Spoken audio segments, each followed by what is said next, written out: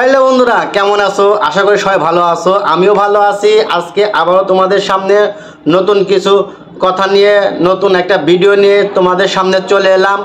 আজকে কথা বলবো বাংলাদেশের সুপারস্টার নায়ক শাকিব খান এবং ছোটি পর্দার পরিচালক মেহেদী হাসান হৃদয়ের নতুন সিনেমা বরবাদ। আর এই বরবাদের একটি গান অলরেডি প্রকাশ হয়ে গেছে। গানটির নাম দ্বিধা।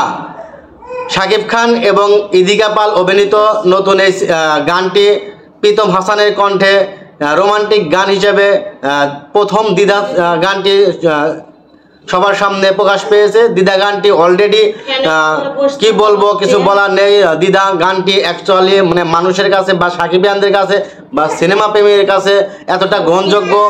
দ্বিধা গানটি প্রকাশ হওয়ার পরে থেকেই মানুষের মধ্যে বা সিনেমা প্রেমীদের মধ্যে, সাকিবিয়ানদের মধ্যে যে আলোড়ন সৃষ্টি করেছে, হয়তো এটা দুষ্ট কোকিল গানটাকে ছাড়িয়ে যেতে পারে এরকম একটা চিন্তা ভাবনাও, এরকম একটা মানে আশঙ্কাও দেখা যাচ্ছে। যে দেখা যাক কি হয়।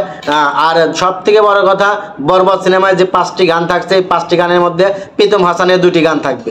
আর একটা রোমান্টিক যে গানটা প্রকাশ পেয়েছে, এরপরে প্রীতম হাসানের কণ্ঠে আর একটা গান প্রকাশ পেয়েছে, সেটা হলো আইটেম সং। তো বরবাদ সিনেমা অনেকেই আশায় বসে আছে যে বরবাদ সিনেমা আসবে আর মাত্র 19 দিন পরে। আর মাত্র 19 দিন পরে সিনেমা হলগুলোতে বরবাদ সিনেমা অলরেডি চলে আসবে।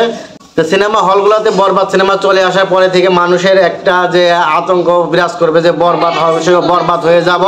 বরবাদের মাধ্যমেই আবার নতুন করে সিনেমা প্রেমীরা সিনেমা হলে ঢুকতে পারবে এবং বরবাদ হতে যাচ্ছে এই বছরের সবথেকে বিগ বাজেটের সিনেমা। আর এখানে ইদিকা পালকে নিতু চরিত্রে দেখা যাবে, যেখানে নিতু চরিত্র থাকবে একটা রহস্যময় চরিত্র।